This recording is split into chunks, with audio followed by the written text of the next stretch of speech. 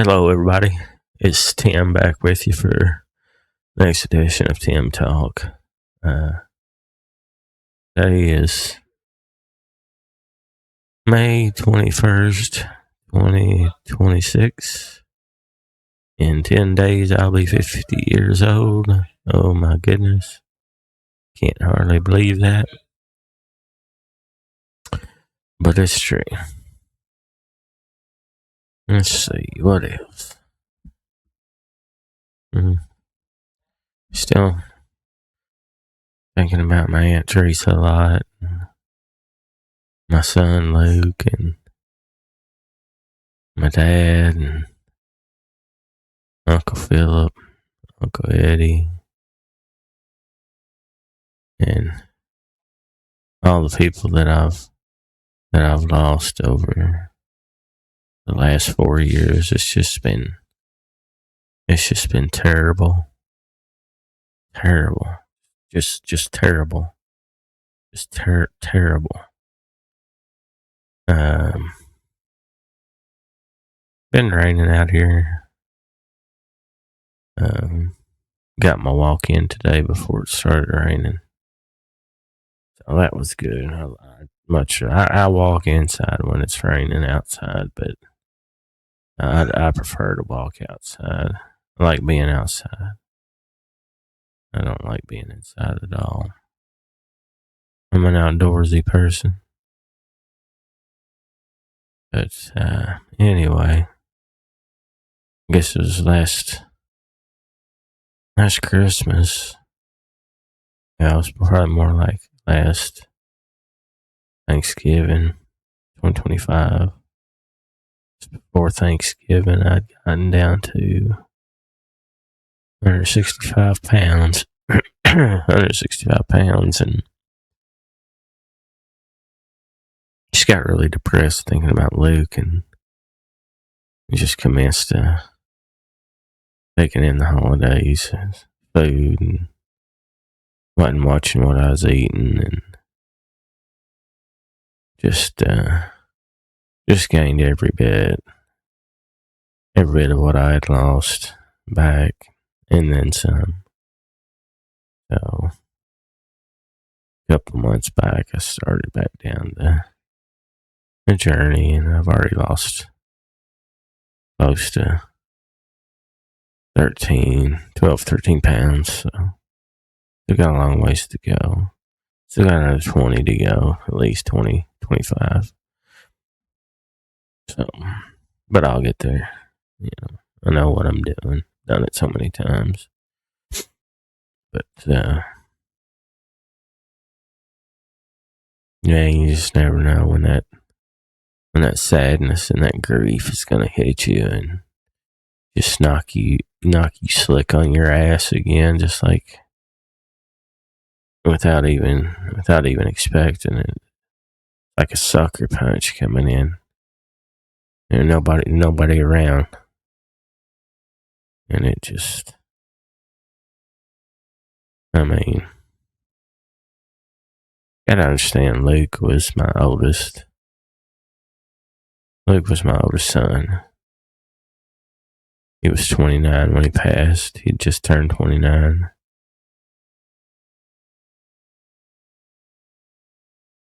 They still haven't found a cause of death. Couldn't find anything. On the death certificate. It just says unknown. Cause of death unknown. And that's the way it's going to stay. Even if they find something in the post-mortem genetic test that they're doing, they can't change what's on the death certificate, and that's fine. It's just a flipping piece of paper. I don't care nothing about that. But my son deserves the intelligence of the medical community to be able to find what caused him to pass, so that I can keep an eye on it and my other children. He's got 2 full brothers and he's got a full brother, full sister, 2 half brothers, and a half sister. So we need to get all of them. We need to know. We need to, we just need to know. We need to know what happened to him so we can, if it's something that could happen to the other ones, we need to be able to take care of it and keep an eye on it. That's what I'm most irritated about. I'm a very patient person, but it's been a year and a half. So my patience is running very, very thin. So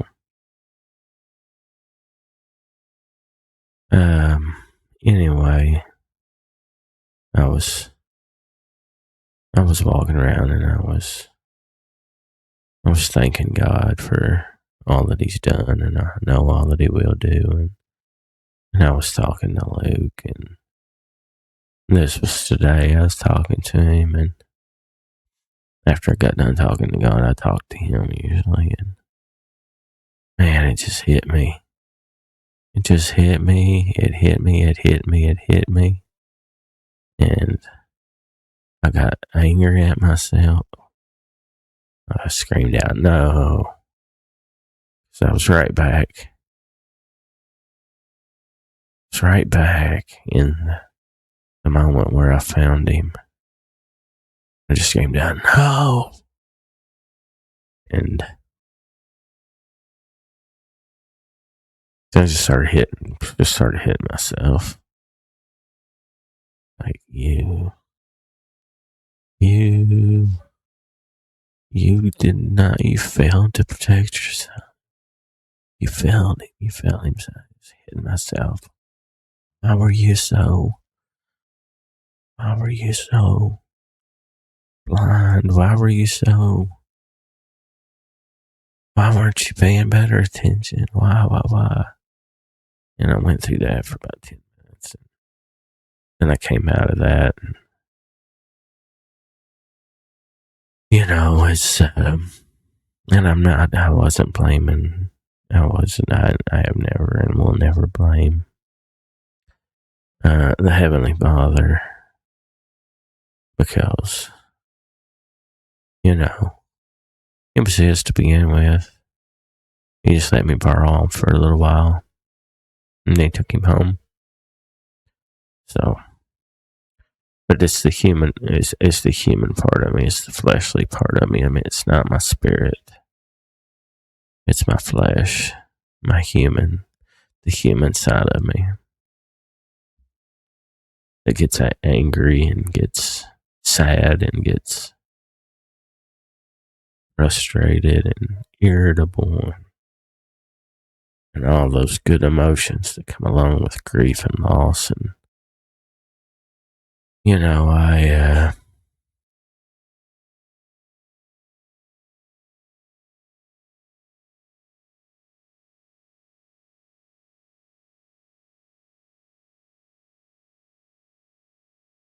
I feel like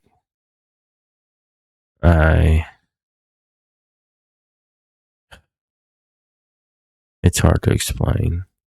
I was working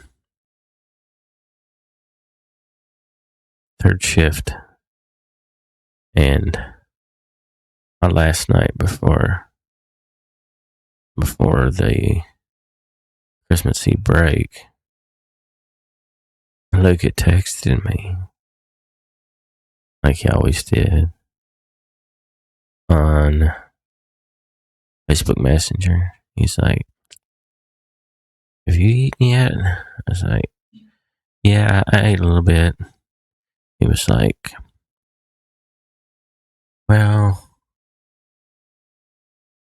my mom said that she would buy me a sub from Subway if you want to go up there. You don't feel like going up there. And So I don't know why I was being so lazy. It's just 5 minutes up the road. But I said, I really don't feel like it. I'm really kind of tired right now and I wanted to rest before I go to work. I said, but if you want to go, I'll put the order in and you can take the car and go up there and pick it up. He texted me back and said, well, no, I think I'll just find something around here to eat. She said, I really don't feel like going out either. And yeah, that's just, that tears me up. Why didn't I do that? Why didn't I just go out and do that for him? 5 days later, he was gone. I could have done that. Yeah, it's 5 minutes. I always ordered online. All I had to do was drive up there and pick it up. I was being lazy. I like I was being selfish. Then I think, well, no, you did tell him that you'd order it and he could drive the car up there and get it. So it's not like you said no, but you just said no to driving up there.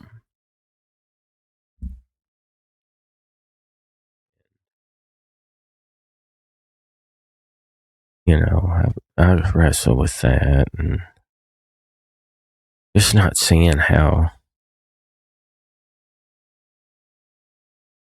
tired he was.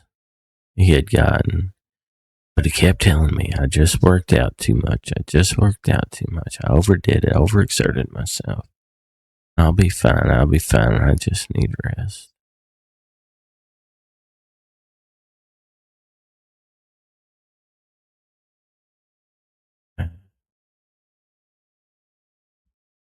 I don't know.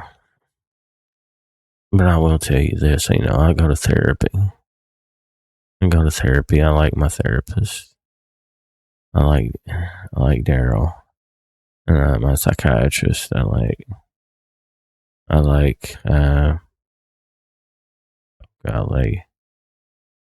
Andra. Andra's great. I've been seeing her for several years now. But through all the therapy and all the medication and all the talking and exercises and the different things, it may distract you from the loss you've suffered for a little while, but it comes back. I don't think anybody anyone that has never lost a child, that truly loved that child, is the only people that will ever understand the depth and the intensity of the loss. And I don't care if it's the greatest therapist in the world, you're never going to get past it. Never going to get past it. It's going to stay with you for the rest of your life. And it's never going to get easier. It's never going to get any lighter. It's just not, because they're gone. You can't see them again until your journey's through. And that's just the cold, harsh reality of it. And I know I've been going to therapy. And this isn't the first time I've gone to therapy before. Years ago. And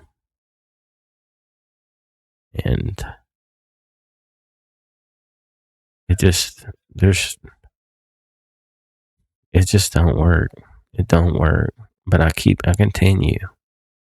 I'm not going to give up. I'm going to continue and try. But it hasn't gotten any better. Like, I can drive, but if I drive anywhere outside of a 15-mile radius, I start having panic attacks. And I don't know why. And I've told my therapist this. I've told my psychiatrist this. And, it used to. One of my medications that I'm on used to alleviate that pretty daggone well. I mean, I went years and years without, but with all the loss that I've experienced over the last 4 years, it's panic attacks are breaking through on a regular basis. And I've even upped the dosage. I think I can up it one more time. And I might try to do that, but I don't know. And I don't want to try different medications because that's just like, that would take years and years and years. I did try Trintellix when it first came out, and boy, it didn't help. I mean, I thought it was helping at first, but then, lo and behold, I'm driving home from Louisville one night and had the worst panic attack ever. I mean, I had to pull off the side of the road, get out, walk around in the store just to bring myself down. And I literally, at that time, I thought I was having it. Every time I feel like I'm just going to die, right then I'm going to fall over and die. I'm just dead. I'm dead, I got to get off the road so I don't hurt other people. Got to get off the road. Got to get out, got to get out of the situation. And, I did that and walked around the store for a little while. He even got me a little something to drink, and not like alcohol or anything, just like a water. Can't remember if it's a water or soda or whatever it was. But and I sipped on that for a little bit, and then I got back in the car and took off down the road and doing okay. And then I come down to starts happening again. So I pull over at the other store. So what normally takes me 25 minutes to get home, that day took me an hour and 45 minutes. Yeah, the panic attacks are vicious. And the anxiety. I've got constant high anxiety. It never goes away. I've learned to live with it. The depression. Oh my God, the depression is always there. It's always there. And I know it's always going to be there. And I don't know, man. It's got to be some kind of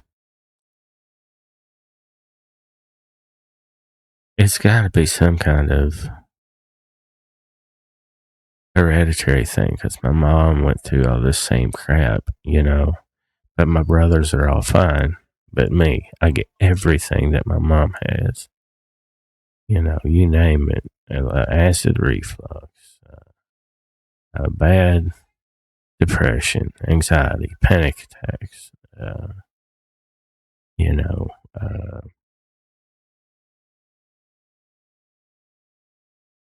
high cholesterol, But she's got high blood pressure, but my blood pressure's always ran really great. I mean, excellent, always excellent. Knock on wood. Hope it stays that way. And now my mother has Alzheimer's. So is that where I'm headed? Is that a road that I'm headed to? I don't know. I would say I hope not, but history isn't in my favor. So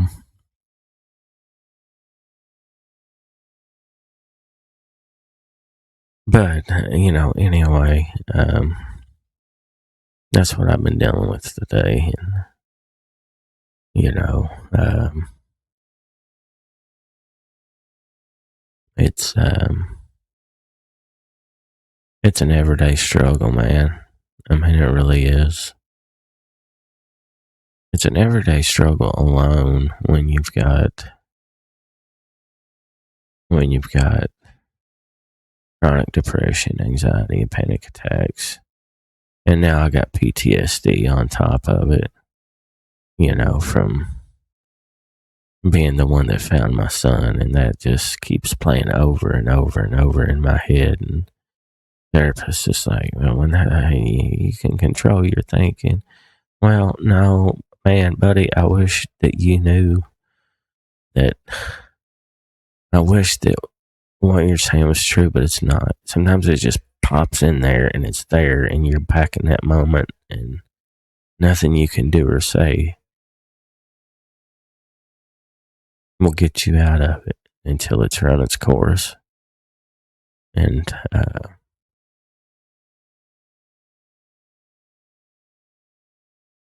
I mean, I'm just struggling, man. I'm just struggling, with the passing of my aunt, who I really, really, really did love very much. I mean, we used to go sing karaoke together, me and her and my cousin and her brother, my uncle, and some of our friends. We'd all go out to karaoke bar and sing and have a few cold ones and just, had a good time. We did that for a few years, and I was just really close with her. And just hard to believe she's gone.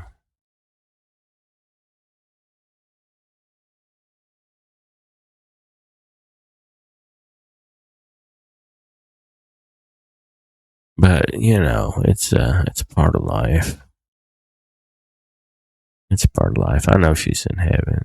I know she's okay, and,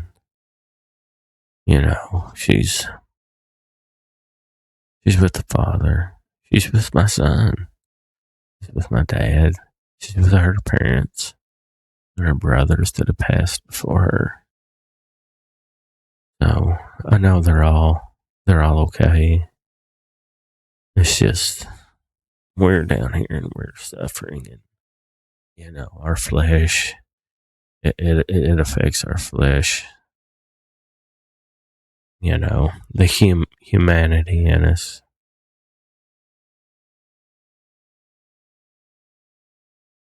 But I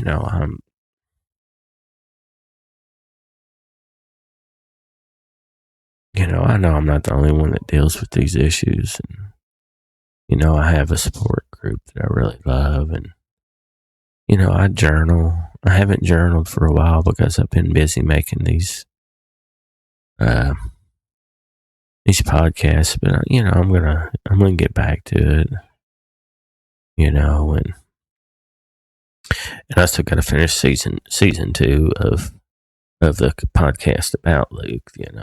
In between heaven and earth, it's I still got a few episodes left of season 2 that I gotta do. I'm not gonna make season 2 10 episodes. I think I'm only going to go with maybe 6 or 8. It just depends. I'll see how it all plays out, and we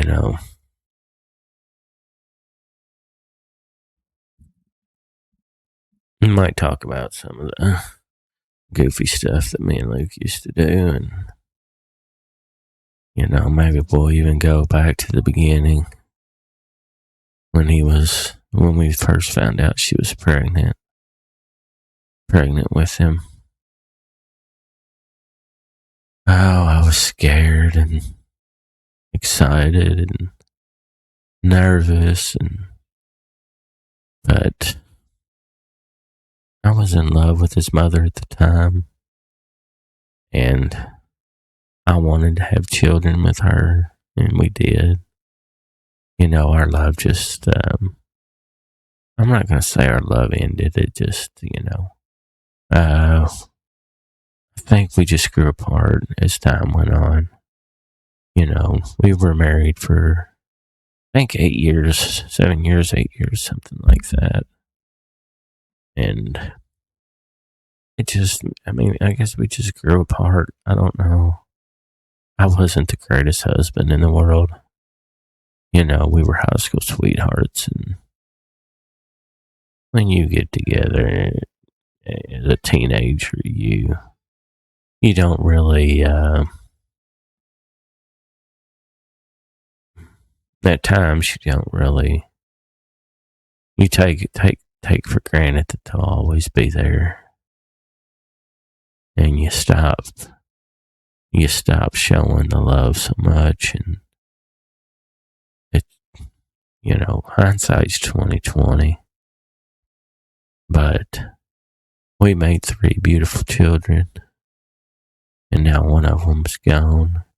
And I feel really, I was talking about myself earlier and what I didn't do and what I didn't see. Well, come to find out, his mama and him were in the middle of a huge heated argument. I don't know if they ever got it settled. I know that I talked to him about it, and I tried to talk her up. I always tried to do that, even though she always talked down about me. I don't know why. I guess she just still has some resentment towards me. And maybe rightfully so. I don't know. There's no skin off my back how she feels about me anymore, but I still wanted them to know that she was their mother. And that's what I told Luke. I said, she's your mother. She loves you. She wants to spend as much time with you. You live down here. I think she was wanting him to go up for Christmas that year, the year that he passed. And he wanted to stay down here because, this was home, And,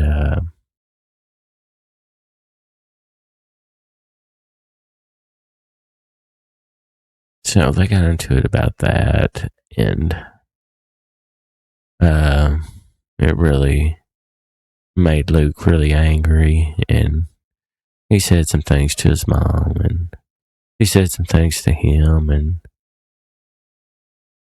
But he did. I saw on his phone where he wished her a Merry Christmas on Christmas Day.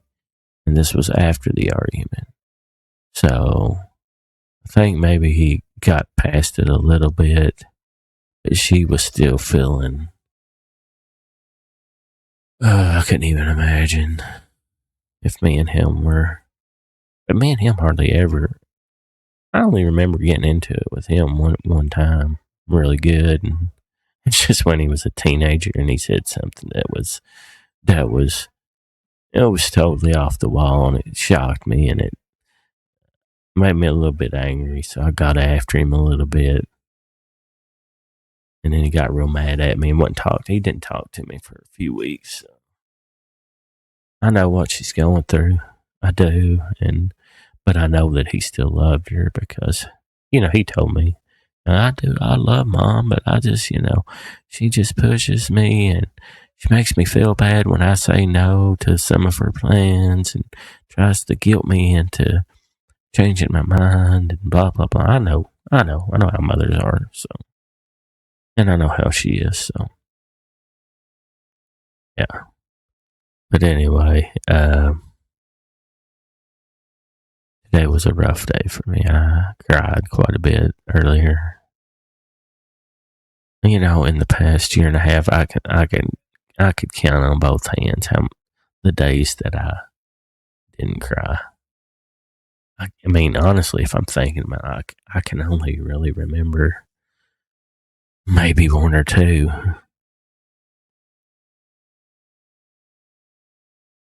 And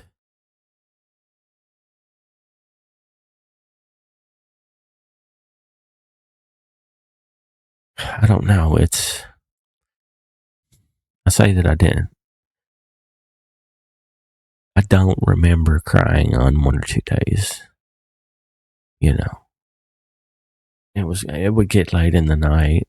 I would be saying my prayers, and I would think, man, you know what? I didn't cry today. That's a sign. That's good. I'm moving forward. Well, then the next day it would be just terrible, just awful.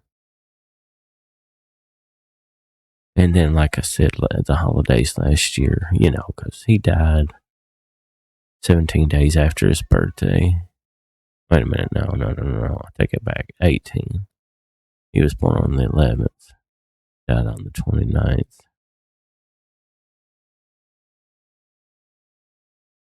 And last year during the holidays, I knew it was coming up. And I just kind of coasted through. I didn't do my exercises.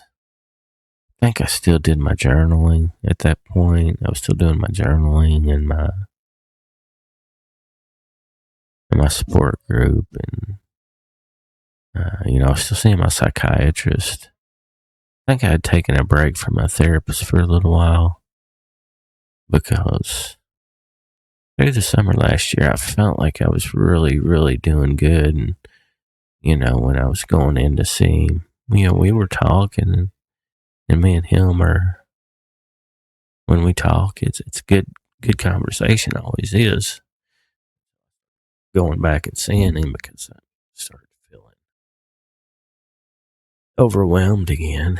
And, but last year, I think I stopped seeing him because I thought I was doing okay and that I'd be okay without going to a therapist. But now I see that I need that external release valve, pressure valve. And so I'm seeing him every 2 weeks now, every other Tuesday. It's gone good so far. I don't think he'll ever be able to fix me or it ain't really going to change things, but it's good to have somebody to talk to so that pressure don't build up. Y'all know what I mean when I'm saying that, I'm sure.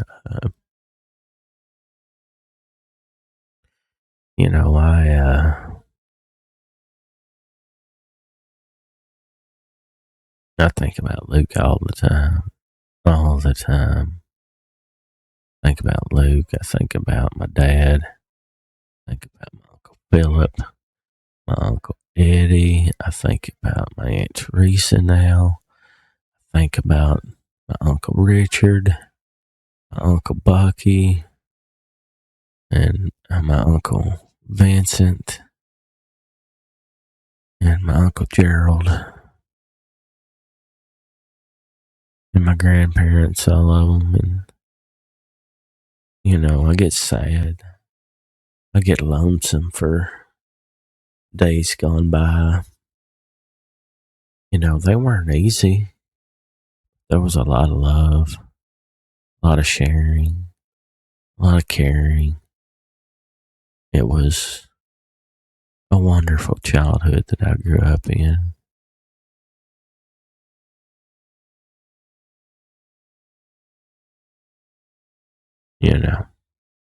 Of course, everybody knows the 80s and early 90s was the best decade ever. I think that was the pinnacle of American society, was the 80s and 90s. I think it's been on a downhill trajectory since then. Boy, people just knew how to have fun and party back then and just have fun and enjoy life. And, now they just don't. Back then you get mad at somebody, you duke it out for 4 or 5 minutes, get up, shake hands, drink beer, and go on about the day. Now there's no value of life in this younger generation. They'll just pull out a gun and just, end you. That's stupid, but that's how it is. No values, no morals. They need safe spaces. I just don't. Ugh, man. Yeah, me and Luke used to talk about stuff like that all the time. And Luke, I don't know. I guess I've told y'all he was a huge, huge believer in the United States, the founding fathers, the Constitution, the Bill of Rights, and he could tell you more about any president than I could, hands down. He just knew. He studied. He knew. He loved the concept of what the founding fathers foresaw and wanted for this nation. And man, he was something else. He was so smart. So smart. Always got straight A's. They wanted him to skip a grade when he was in elementary school, because the curriculum was just, it was boring to him. So, but we didn't let him do it because of social aspects. And I think that was a great choice. He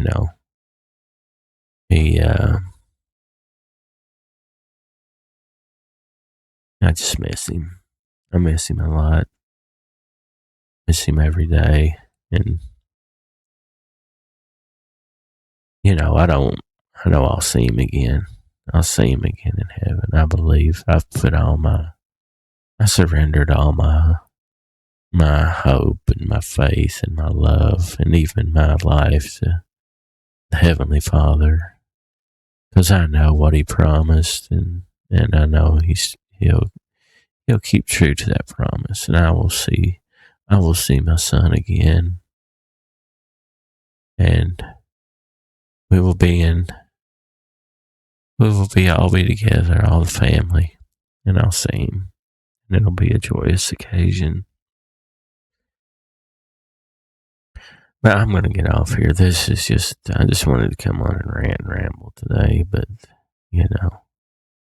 anybody ever has any questions about, if you've lost a child and just want to talk, or if you've,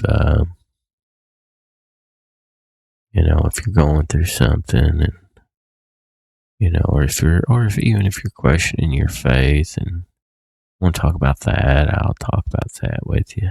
I have no problems with that. I'm everybody's friend. I love everybody. I love every one of y'all for, just watching my videos, and just, so I'm gonna jump off here for today, and I'll probably do another episode tomorrow about, I'm just trying to figure out what part of the Bible I want to talk about tomorrow, what part of my beliefs. But yeah, I'll let y'all go. I just want you to know that I love you all, and tell your loved ones how you feel about them. Tell them you love them. Give them hugs. Hug your kids. Give your kids kisses, and tell them that they're everything to you. They're your world. And your spouses, be good to one another. Love one another. Tell them how special they are to you. And, just be safe out there, and take care of yourself. Take care of your family. Peace out. I'll see you next time.